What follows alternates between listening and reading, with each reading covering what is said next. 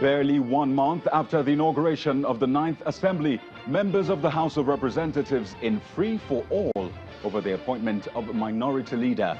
The mace of the House was not spared either.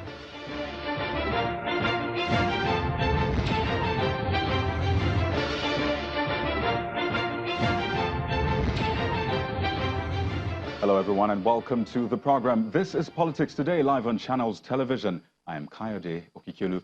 We begin tonight with our monitoring of activities as the nation eagerly anticipates the formation of the president's cabinet. It is now 35 days since the inauguration of the government for a second term in office, and we await the unveiling of the president's ministerial appointments. There you have it, 35 days. Now, while it might be taking some time for the president to put together his Federal Executive Council, it did not take too long for the federal government to bow to pressure from numerous quarters on the implementation of the Ruga settlement program. The president's new media aide, Bashir Ahmed, revealed this decision on his Twitter handle, and he said that the federal government, after consultations with stakeholders, has suspended the Ruga settlement project for now. Kebbi State Governor disclosed that after a meeting with Vice President Professor Yemi Osinbajo. There you have the tweet right there earlier in the day. Well, there's more on this, but let's take a look at the other trending political stories at this hour. It's been a busy day across the country, and here's our political roundup.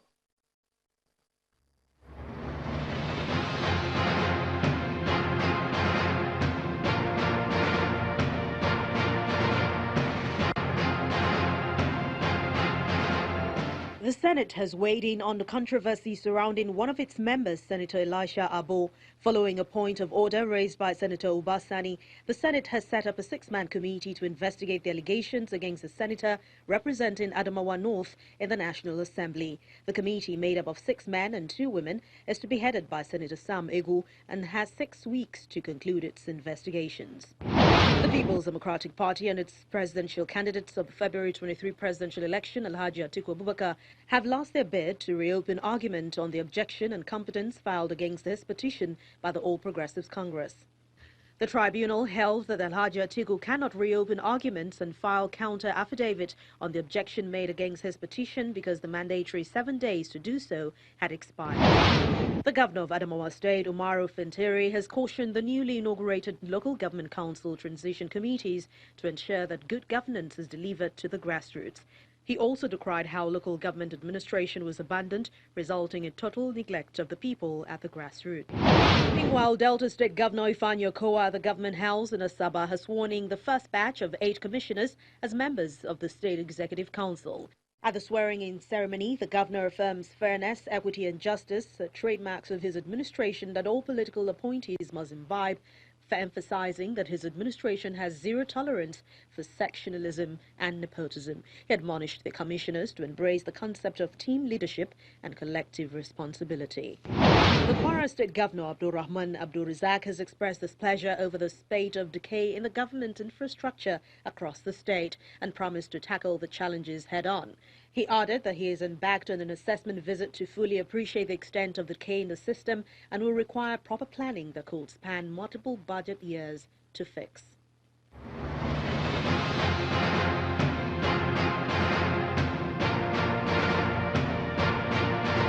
Now, before we get into one of the biggest stories of the day, that's the Ruga settlement suspension, let's head to the National Assembly, where there was a rowdy session earlier today, and that's at the House of Representatives.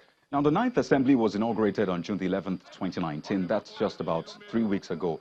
In fact, as at yesterday, members were still trying to locate the seats allocated to them in the Green Chamber. So it came as a shock today when reports emerged that some members of the House of Representatives disagreed over the minority leadership positions to be filled by the People's Democratic Party in the National Assembly. The party is said to have chosen Representative Kingsley Chinda as the party's minority leader, only to hear the name of Representative Ndudi Elumelu announced by the Speaker of the House, Honorable Femi Gbajabiamila. Now, this is what happened. Honorable, move for adjournment, please.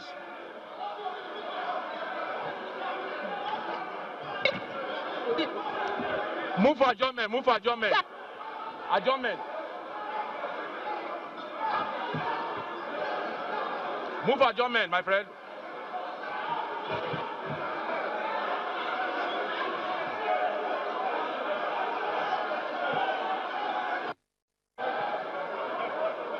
Mr. Speaker.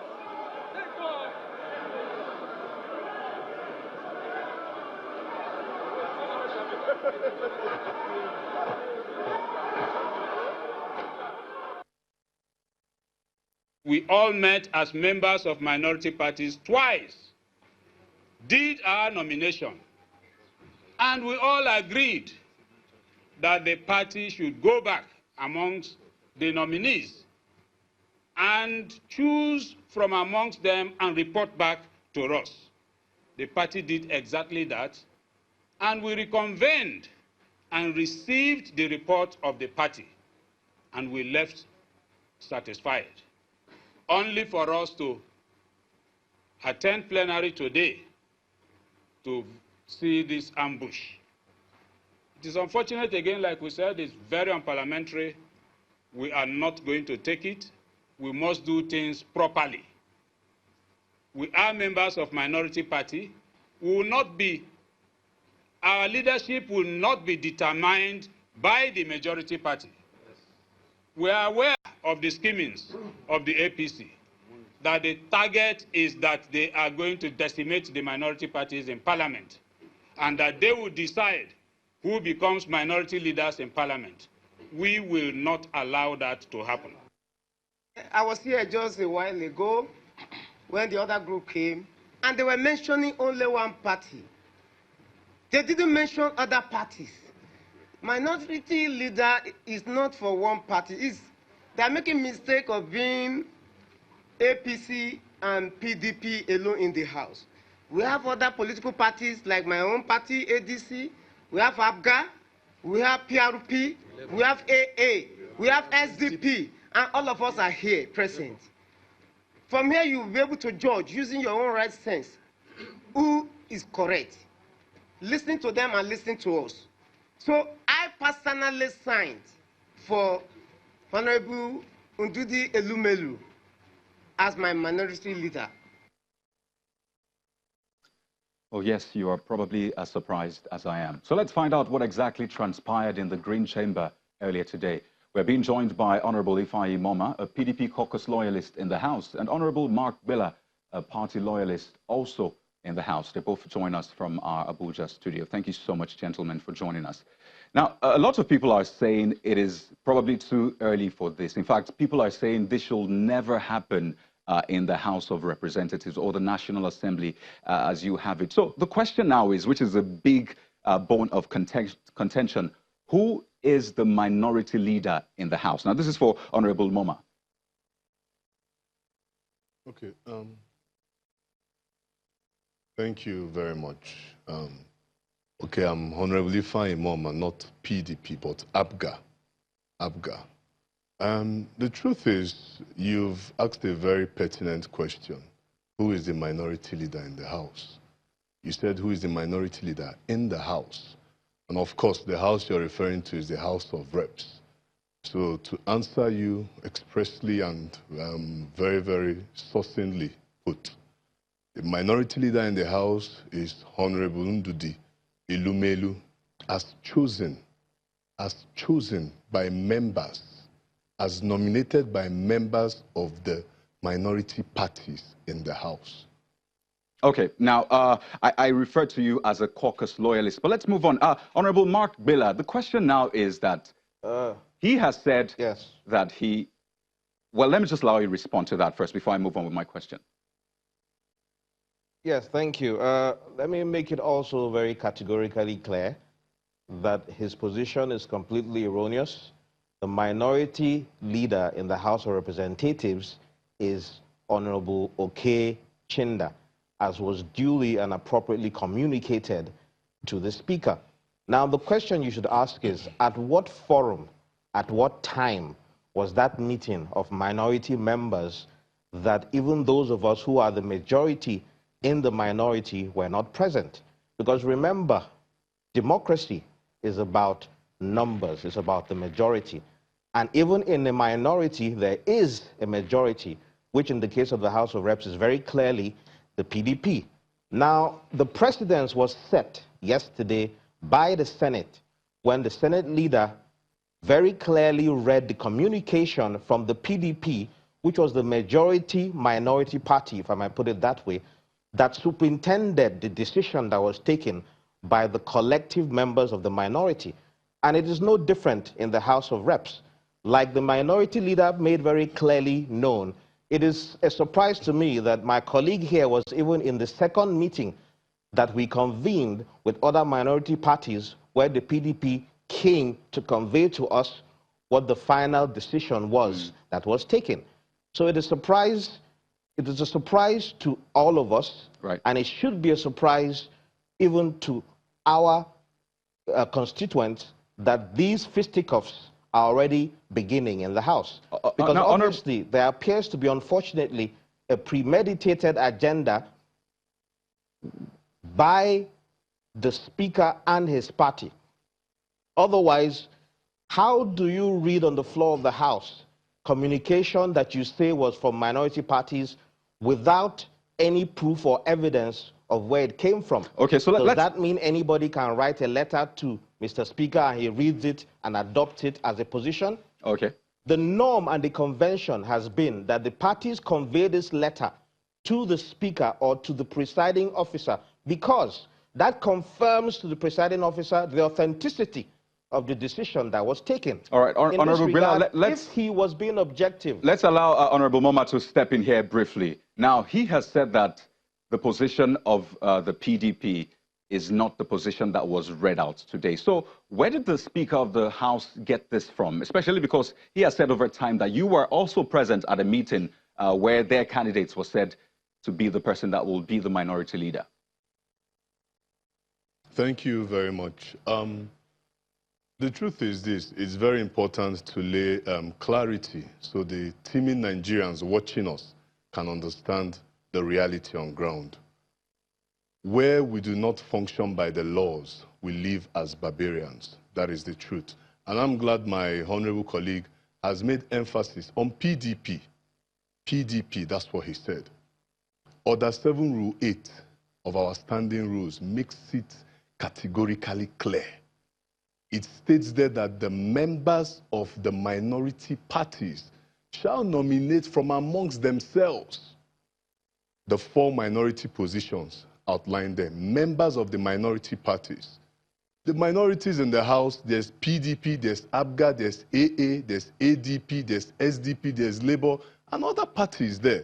So when PDP have their own meeting and issue a communique to that effect, does that communique remain binding on other parties when the law has stated clearly that the person must be chosen from amongst the minority parties members? You understand? So that's the clarity there. And to put it succinctly clear, I must tell you the truth.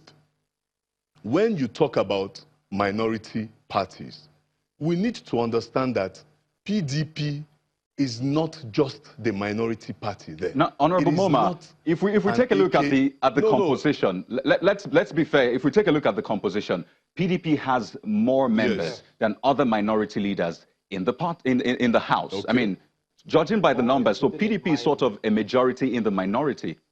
Am I not right?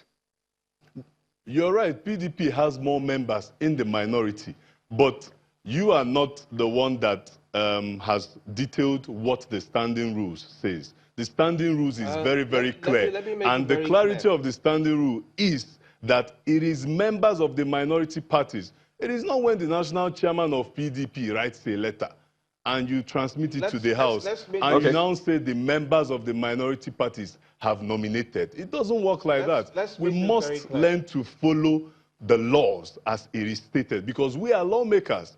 So we must, on our own, first of all, embrace the procedures, embrace the processes, especially when there is no ambiguity, especially when it is unequivocally clear. Honorable Moma, let's allow Honorable Gwila respond to this. Choose amongst themselves. All right, so let's allow him respond. Let me come in here very clearly. Now, nobody is contradicting what the law says. But you see, where they are being dishonest and where Mr. Speaker is obviously trying to execute a premeditated agenda by his party is the fact that that law talks about people of the minority parties, members, nominating from amongst themselves. But the question you should ask yourself is, at what platform, at what time, and who superintends the process? And what is it that determines which list he reads as Mr. Speaker? I think you should answer that question. Which is why our other order in Order 1 says that the convention and the traditions would also be used to interpret any order of the House where it is not clearly articulated. Now, what that order doesn't say is how do you now communicate this decision to the Speaker? And that is where my honorable colleague here gets it very wrong. You don't just take any list and say these are the minority parties. There has to be somebody to superintend the process, and which is why the party PDP called all of minority parties. We have the list of signatures. His signature was there, for your information, at the meeting where we convened and called other minority parties together for PDP to spearhead the process, because it would be unwieldy for all minority parties to now start to write. Because in every situation in the House, the Speaker needs to be convinced of the legitimacy of that communication. Otherwise, it will be unruly. Now, which is why PDP was superintending this process. You can look at this situation in the Senate. There was no argument because there was no controversy. Okay, so I would like us to move forward. The Speaker has unfortunately decided to toe this line, and this is unfortunate that he wants to start his leadership on this premise. Okay, so let's move forward. One final thing I need to say. And that is the fact that why did he read that list that was not formally communicated? If he wanted to be objective, he should have said, okay, I only saw a letter from PDP. I want a letter too from APGA and ADC and all of that, so I can determine. But he didn't do that. He didn't receive any letter from any party. How does he want to convince anybody of the authenticity of the list he read? Because I am a member of the majority party, the minority, and I didn't sign that letter. If an objection is raised, the onus is on him, if he truly wants to be a Speaker of the House, to have said, let him also ascertain the authenticity of his list before he will read it on the floor of the House. I think this is a good point to move forward now. Honorable Moma, quickly, what do you have to say to Nigerians that are disappointed? I mean, seeing these visuals, seeing these images coming from the hallowed chambers. I mean, it's just about 3 weeks after the inauguration. So what do you have to say to Nigerians that are disappointed that this is how you sort of take off? Okay, thank you very much. Before I go to what I will say to Nigerians, I want to make it clear that the PDP had their meeting and came up with a list.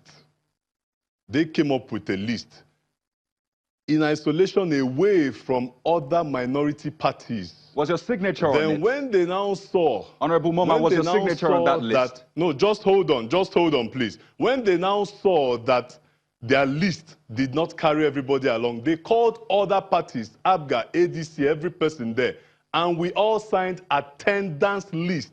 Attendance list. So what does that mean? But what we are talking about, so my honorable colleague will not mix it up. What we're talking about is an affirmation list to nominate a minority leader. We all came together and signed our affirmation list nominating Honorable Ndudu Elumelu as the minority leader and other principal officers. APGA signed it. APGA signed it, ADC and the rest signed it. Let him bring a document where APGA or myself or any other party members signed to endorse Honorable Chinda. Signed to endorse it. So you understand, because to I must tell you the now. truth. Mr. Speaker has been a very, very proactive defender of our laws. All right, Honorable Moma, I'd like you to quickly address the issue today. I'd like you to quickly address Nigerians before we go on a break. I'd like you to briefly address Nigerians. My address to Nigerians is that this is democracy in actions. The minority must have their voice. Are you saying the Rowdy session is democracy in action?